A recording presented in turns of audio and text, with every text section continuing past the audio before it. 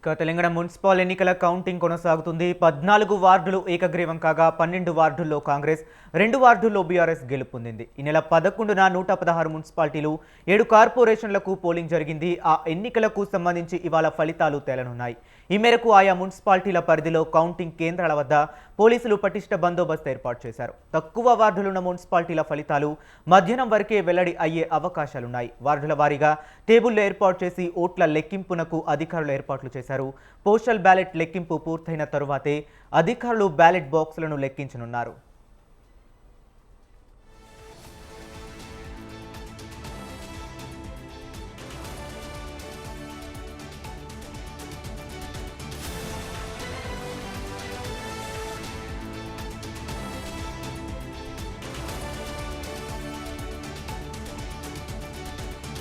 ఇక ఇదే అంశం గురించి మరింత సమాచారాన్ని మా correspondent Vishal election commission office నుంచి లైవ్లో అందిస్తారు. విశాల్, చెప్పండి. రైట్, మున్సిపల్ ఎన్నికల ఫలితాలు ఒక్కొక్కటిగా వెలువడుతున్నాయి. ముందుగా పోస్టల్ బ్యాలెట్ల ఓట్ల లెక్కింపు అనేది జరుగుతుంది.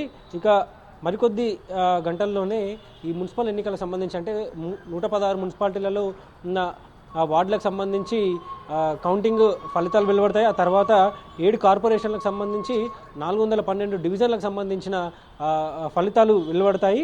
ఇక ఈ కౌంటింగ్ కేంద్రాల దగ్గర ఇక్కడ కూడా ఎలాంటి ఇబ్బందులు రాకుండా, అదేవిధంగా గొడవలు రాకుండా పోలీసులు అదనపు బలగాలతోటి కౌంటింగ్ కేంద్రాల దగ్గర మోహరించారు. ముఖ్యంగా రాష్ట్ర వ్యాప్తంగా 123 కౌంటింగ్ కేంద్రాలలో ఈ కౌంటింగ్ ప్రక్రియ అనేది కొనసాగుతుంది. అంటే అక్కడే కౌంటింగ్ జరుగుతుంది.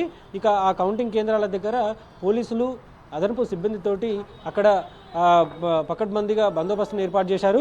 ఇక ఇప్పుడే అంటే తాజాగా అందుతున్న సమాచారం ప్రకారం అయితే మొత్తం 116 మున్సిపాలిటీలకు సంబంధించి 2569 వార్డులకు త్వరలోనే అంటే ఈ కౌంటింగ్ ఫలితాలు అనేవి వెలువడతాయి. మొత్తం 10,179 మంది అభ్యర్థులు ఈ మున్సిపాలిటీకి సంబంధించిన వార్డులకు పోటీలో ఉన్నారు. ఇక అదేవిధంగా 412 కార్పొరేషన్ డివిజన్లకు సంబంధించి 2,225 మంది అభ్యర్థులు పోటీలో ఉన్నారు. అయితే అంటే 2,000 మంది పైగా పోటీలో ఉన్నప్పటికీ, అదేవిధంగా మున్సిపాలిటీలో 10,000 మంది పైగా అభ్యర్థులు పోటీలో ఉన్నప్పటికీ ప్రధానంగా 3 పార్టీల మధ్యనే పోటీ ఉండే అవకాశం ఉంది. కాంగ్రెస్, బీజేపీ, బీఆర్ఎస్ మధ్యనే ప్రధానంగా పోటీ ఉండే అవకాశం ఉంది. ముఖ్యంగా నిజామాబాద్, కరీంనగర్ లాంటి జిల్లాలలో ఎక్కువగా బీజేపీకి వస్తాయని కూడా వాళ్ళు ఆశాభావం వ్యక్తం చేస్తున్నారు. ముఖ్యంగా కొద్దిసేపటి క్రితమే ఇబ్రహీంపట్నం 12వ వార్డులో 100 ఓట్లతోటి బీఆర్ఎస్ అభ్యర్థి త్రిలోక్ కుమార్ గెలిచినట్టుగా కూడా సమాచారం అందుతూ ఉంది. ఇక ఇబ్రహీంపట్నం మున్సిపాలిటీలోని 11వ వార్డులో బీఆర్ఎస్ అభ్యర్థి కొండ్రు శ్రీలత గెలిచినట్టుగా కూడా సమాచారం అందుతుంది. అదేవిధంగా మెదక్, మేడ్చల్ జిల్లాలో కూడా ఇప్పటికే బీఆర్ఎస్ అభ్యర్థులు వాళ్ళు ఖాతా తెరిచినట్టుగా కూడా తెలుస్తుంది. అయితే ఇంకా ముఖ్యంగా సంగారెడ్డి జిల్లా గడ్డపోతారం మున్సిపాలిటీలలో 4 వార్డుల్లో కూడా బీఆర్ఎస్ అభ్యర్థులు విజయం సాధించినట్టుగా కూడా తెలిసింది. ముఖ్యంగా ఇప్పటి వరకు చూసిన ఫలితాలను అయితే సంగారెడ్డి జిల్లా, మెదక్ జిల్లా, మేడ్చల్, ఇబ్రహీంపట్నం ఈ చోట్ల బీఆర్ఎస్ తన ఖాతాను తెరిచినట్టుగా కూడా మనం చెప్పుకోవచ్చు. ఇక మరికొద్ది గంటలు గడిస్తే ఏ పార్టీకి ఎలా ట్రెండ్స్ అనేవి కొనసాగుతున్నాయి, ఈ వివరాలన్నీ కూడా వచ్చే అవకాశం ఉంది. ముఖ్యంగా ఇప్పటికే సర్వేలన్నీ కూడా వివిధ రకాల సర్వేలన్నీ విడుదలయ్యాయి. ఈ సర్వేలన్నీ కూడా అధికార పార్టీ కాంగ్రెస్కి ఎక్కువగా వస్తాయని కూడా చెప్తూ వచ్చారు. ముఖ్యంగా ప్రధాన ఛానల్ అన్నీ కూడా దాదాపు 65 పైగా ఎక్కువగా మున్సిపాలిటీలు కాంగ్రెస్కి వస్తాయని కూడా సర్వేలు తెలిపాయి. అయితే సర్వేలన్నీ అంటే ఎగ్జిట్ పోల్స్ అన్నీ కూడా ఎగ్జాక్ట్ పోల్స్ అవుతాయి అనేది కూడా చూడాల్సి ఉంటుంది. ఎందుకంటే దాదాపు అన్ని సర్వేలు కూడా కాంగ్రెస్ పార్టీకే ఎక్కువగా వస్తాయి. 5 కార్పొరేషన్లకు సంబంధించి మేయర్లు కూడా కాంగ్రెస్ పార్టీకి చెందిన వాళ్ళకే ఉంటారు అని కూడా ఎగ్జిట్ పోల్స్ వచ్చాయి. అయితే ఎగ్జిట్ పోల్స్ ఎంతవరకు నిజమవుతాయి అనేది కూడా చూడాల్సి ఉంటుంది. ప్రస్తుతం ఎలక్షన్ కమిషన్ ఆఫీస్ దగ్గర ఈ 123 కేంద్రాలలో ఏర్పాటు చేసిన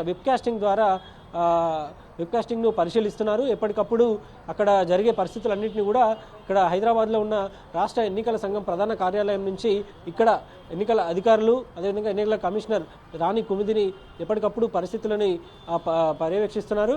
ఇక దీంతో పాటు ముఖ్యంగా ఈరోజు ఎన్నికల కౌంటింగ్ ప్రక్రియ అనేది ఎంతో కీలకం.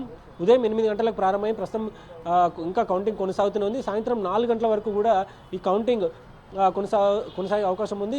ముఖ్యంగా వార్డులలో అయితే 1 నుంచి 3 ఈ బ్యాలెట్ బాక్సుల ద్వారా కౌంటింగ్ పూర్తయ్యే అవకాశం ఉంటుంది. అదంటే డివిజన్లకు అయితేనేమో 3 నుంచి 5 బాక్సులు బ్యాలెట్ బాక్సులు వాటి కౌంటింగ్ పూర్తి చేస్తే ఫలితాలు వెలువడే అవకాశం ఉంటుంది. ఒక్కో రౌండ్కి 1000 ఓట్ల వరకు లెక్కింపు అనేది జరుగుతుంది. 25 బ్యాలెట్ పేపర్లతో కలిపి ఒక బండల్ తయారు చేస్తారు. అలా 40 బండలు కలిపితే 1000 ఓట్లు అనేది ఒక రౌండ్కి లెక్కింపు అనేది జరుగుతుంది. దీంతో ఒక వార్డులో 1000 లోపు ఓట్లు ఉంటే మొదటి రౌండ్లోనే ఫలితాలు వస్తాయి. ఒకవేళ 2000 ఓట్లు ఉంటే రెండో రౌండ్లోనే ఫలితాలు వెలువడే అవకాశం ఉంటుంది. మొత్తానికి వార్డులు డివిజన్లు కలిపి 5 రౌండ్లు పూర్తి చేసుకుంటే పూర్తి స్థాయిలో ఫలితాలు వచ్చే అవకాశం ఉంటుంది.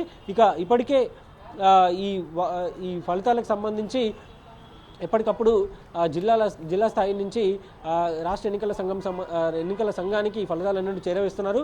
ఇక ఫలితాలకు సంబంధించి ఎప్పటికప్పుడు అటు అభ్యర్థులు కూడా ఎలా వస్తున్నాయి, ఈ ఫలితాలు అనేటివి ఏ వార్డులో గెలుస్తామనుకున్నాం, అక్కడ ఎలాంటి పరిస్థితులు ఉన్నాయి, వీటన్నిటిని కూడా తెలుసుకునేందుకు ఎంతో ఉత్కంఠగా ఎదురు చూస్తున్నారు. ప్రస్తుతం రాష్ట్ర ఎన్నికల కమిషన్ దగ్గర పోలీసులు కూడా కొంత ఇక్కడ మోహరించారు. అంటే ఒకవేళ డీజీపీ కానీ ఇతర స్థాయి ఉన్నతాధికారులు ఎన్నికల కమిషన్ ఆఫీస్ దగ్గరికి వచ్చి ఇక్కడ పరిస్థితులను ఇక్కడ వెబ్కాస్టింగ్ నిర్వహిస్తున్నారు కాబట్టి ఆ వెబ్కాస్టింగ్ ద్వారా రాష్ట్రంలో ఉన్న పరిస్థితులను ఇక్కడి నుంచే చూసే అవకాశం ఉంది కాబట్టి ఇక్కడికి రాష్ట్ర డీజీపీ కూడా వచ్చే అవకాశం ఉంటుంది. ప్రస్తుతానికైతే బీఆర్ఎస్ పార్టీ కొన్ని చోట్ల ఖాతాను తెరిచింది, కొన్ని వార్డులను కైవసం చేసుకుంది. ఇంకా పూర్తి స్థాయిలో ఫలితాలు రావాలంటే మరికొన్ని గంటలు గడిస్తే పూర్తి స్థాయిలో ఫలితాలు అనేటివి వస్తాయి. ఒక విషయాలు అలాగే మనం చూసినట్లయితే ఇటు జిల్లాల వారీగా చూసుకున్నట్లయితే ఏ జిల్లాల్లో కాంగ్రెస్, ఏ జిల్లాలో బీఆర్ఎస్ గెలిచే అవకాశాలు కనిపిస్తున్నాయి? రైట్, ముఖ్యంగా కాంగ్రెస్ పార్టీ ఎన్నికలను ప్రతిష్టాత్మకంగా తీసుకుంది. ఎన్నికల నోటిఫికేషన్ విడుదలైనప్పటి నుంచి కూడా సీఎం రేవంత్ రెడ్డి స్వయంగా షెడ్యూల్ ప్లాన్ చేసుకొని జిల్లాల వారీగా ప్రచారం నిర్వహించారు. భారీ బహిరంగ సభలతో పాటు అభివృద్ధి కార్యక్రమాలను చేస్తూ కొన్ని కార్యక్రమాలు చేశారు. దీంతో వాళ్ళు తప్పకుండా ఈ 70% పైగా మున్సిపాలిటీలు దక్కుతాయి. అదేవిధంగా కార్పొరేషన్లు కూడా ఎక్కువ సంఖ్యలో అంటే 5 వరకు కూడా కార్పొరేషన్లు కాంగ్రెస్ పార్టీకే దక్కుతాయనే ఒక ధీమాతోటి కాంగ్రెస్ పార్టీ ప్రచారం వెళ్ళింది. ముఖ్యంగా కాంగ్రెస్ పార్టీకి దక్షిణ తెలంగాణలో ఎక్కువగా పట్టుంది. ఆ జిల్లాలలో తప్పకుండా కాంగ్రెస్ పార్టీ ఎక్కువగా గెలుస్తుందని అంచనా వేస్తుంది. ముఖ్యంగా ఉమ్మడి మహబూబ్ నగర్తో పాటు వికారాబాద్, అదేవిధంగా వరంగల్, హన్మకొండ ఈ జిల్లాలలో కూడా ఎక్కువగా కాంగ్రెస్ పార్టీకి వస్తాయని కూడా భావిస్తున్నారు. అదేవిధంగా మహబూబ్ నగర్తో పాటు నిజామాబాదు, మరికొన్ని జిల్లాలలో కూడా ఎక్కువగా కాంగ్రెస్ పార్టీకి ఎక్కువ మున్సిపాలిటీ చైర్పర్సన్లు వస్తాయి. అదేవిధంగా మేయర్, కార్పొరేషన్ స్థానాలు కూడా వస్తాయని కాంగ్రెస్ పార్టీ అంచనా వేస్తుంది. ఇక 70% పైగా అంటే 70 పైగా మున్సిపాలిటీలు, అదేవిధంగా 5 కార్పొరేషన్లు కాంగ్రెస్ పార్టీకి వస్తాయని కూడా భావిస్తున్నారు. ప్రస్తుతానికైతే కౌంటింగ్ ప్రక్రియ కొనసాగుతూనే ఉంది. రాష్ట్ర వ్యాప్తంగా 123 కౌంటింగ్ కేంద్రాల దగ్గర పోలీసు బందోబస్తు మధ్య ఈ కౌంటింగ్ ప్రక్రియ అనేది కొనసాగుతుంది. Okay, right, thank you Vishal.